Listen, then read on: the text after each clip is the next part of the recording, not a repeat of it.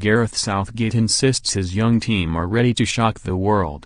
Prompted by a question about the statue that towers above this stadium in Volgograd, Gareth Southgate took the opportunity on Sunday night to reinforce a point he made recently to his England players about pressure. It was just a few weeks ago that England's manager tried to apply a bit of perspective to their role as international footballers by introducing them to men who had served in the Royal Marines. Men who had in some cases suffered terrible injuries. Here on the eve of England's World Cup campaign, Southgate delivered such a message again, acknowledging the plight of those who perished in the greatest resistance in history in the city formerly known as Stalingrad by agreeing that, yes, it was worth remembering that some things are even bigger than football. That's good for us all, he added. Time and again we have heard Southgate's players speak of their desire to simply enjoy this World Cup, to play football with their mates, to have fun. They say they have come to Russia to play with freedom and ambition, flair and adventure. They have been echoing Southgate's mantra, buying into what has been a strategic effort to heal the scars of Brazil in 2014 and what happened against Iceland 2 years later. Roy Hodgson warned of the damage that had been done in Nice, while Sam Allardyce said he could sense the fragility of the group he then inherited. Southgate was mindful of that too, carefully guiding the national team through qualification and securing their passage to Russia before tearing up the blueprint and starting again.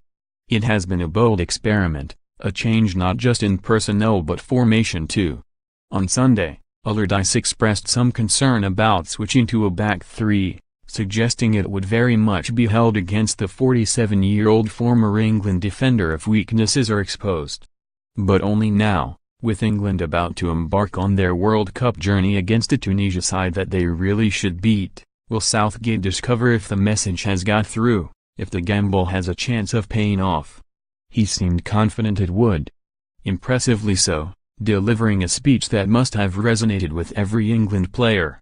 "I didn't know how quickly we could progress," said Southgate. "But we were clear in what we wanted to do and we knew the players were capable. Once we had that vision, selection became a lot clearer. Every training session becomes clearer, too. The players have embraced that. They like playing possession football. They have a hunger to press and win the ball back and they want to play brave football. They want to be a bold and attacking team. That's how I wanted them to play. That's why I joined the FA as an under-21 coach. There was a perception of English football across the world and I wanted to change that. We did that with the youth team. Now we're looking to do that in the senior team." If there was a prize for statements of intent, Southgate might have claimed it in those few sentences. Whatever happens over the next few days, possibly weeks, it is difficult not to admire the man for his bravery in embracing fresh ideas. If the team is as widely anticipated, with Jordan Pickford in goal, Ashley Young and Harry Maguire in a defense that also includes Kieran Trippier, Kyle Walker and John Stones behind a midfield of Jordan Henderson, Jesse Lingard and Delali with Raheem Sterling and Harry Kane up front, it is an 11 that has never played together before. It boasts only 248 caps and 25 international goals.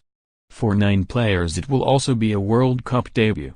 Southgate insisted that too was a positive, arguing that here is a group of players not overly burdened with the bitter disappointment of England's more recent past. Kane might have been on the pitch against Iceland but at least he was on holiday when England lasted 6 days in Brazil. "You learn from the past but this team shouldn't be burdened with it," he said. "They're a fresh group. Most of them have very few caps. The future is all ahead of them, so they have to be thinking about what's possible. The players and opportunities of the past have gone. This team are looking at things in a different way, trying to play in a different way. They are doing everything differently. Last night, some might argue unwisely, they passed up the chance to train inside this rather stunning arena. Clearly Southgate thought it better to train in Rapino and then travel, enabling him to apply the finishing touches to the grandest of plans,